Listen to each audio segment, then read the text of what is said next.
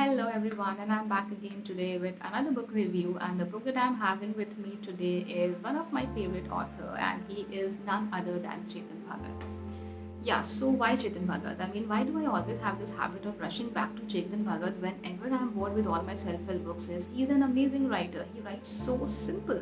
Specifically for all the teenagers, you should must go with Chetan Bhagat. The writings are so very simple. In other books, you might feel sometimes, stuck between some of the terms and some of the statements, like yeah, means what actually they want to say. But in Chetan Bhagat's book, if you are not in a mood to run your head a lot and you want an entertainment from books, please go to Chetan Bhagat's book. So today I am with his The Girl in Room Number 105. So you might be first of all assuming that if it is Chetan Bhagat's book, it's gonna be a love story. So there is nothing like that, because even the book specifically specifies this, that this is not a love story, it is an unloved story. So, firstly, while reading the book, even I was in confusion that why this term "unlove" have been used, because I somewhere felt that there is nothing wrong about calling this as a love story as well, because yeah, there is a very beautiful love angle inside the book, and the love story is of two amazing characters called as Keshav and Zara.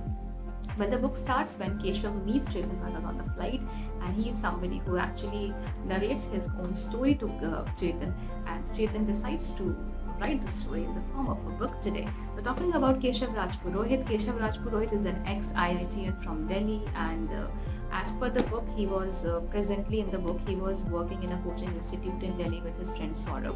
So, Saurabh and Keshav were two amazing friends, and specifically, their friendship is something that we need to actually learn from this book. So, coming back to the plot of the story, what actually happens is Keshav and Zara were two ex-lovers, and Keshav had this habit of calling Zara, and Zara was somebody who used to ignore his call because Zara moved on in the story with Raghu, and Raghu was their batchmate. So Keshav normally used to be in distress, and Saurabh was somebody who used to always help Keshav to come out of Zara.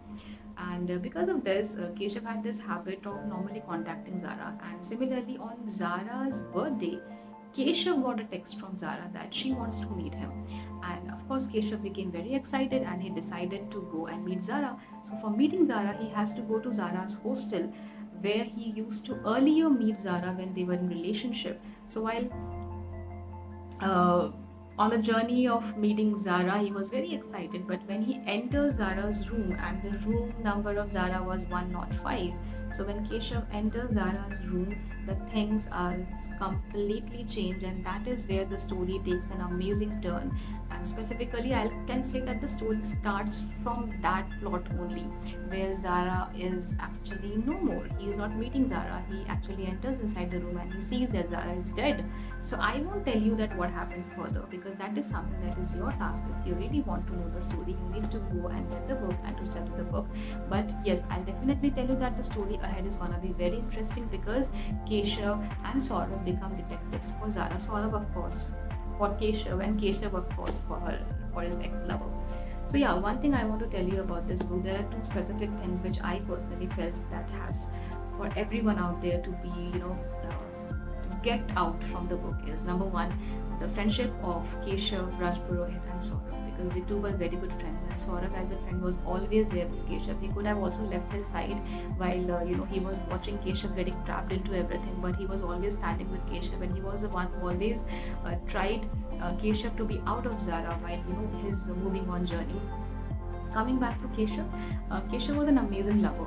Although they broke up and they were not together, still Keshav had that love for Zara always intact in his heart.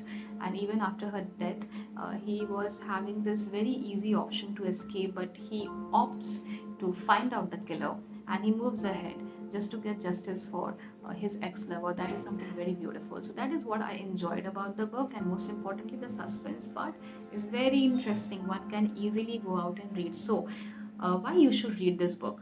First of all, if you are not a reader, if you are something who can move on with a love story, you can definitely go with this book. Secondly, if you are not a regular reader and if you want a simple book to read so that you can come back to the reading, so of course Chetan Bhagat's, not only this book, rather I'll say all the book from Chetan Bhagat is something that you should initiate with, or you can start with those books so that you will be coming into practice for the learning and for the reading part. Third, why you should read this book is this is gonna teach you that love stories can be good too. I have seen a lot of friends, I have seen my colleagues as well. They normally say me, don't suggest me a love story.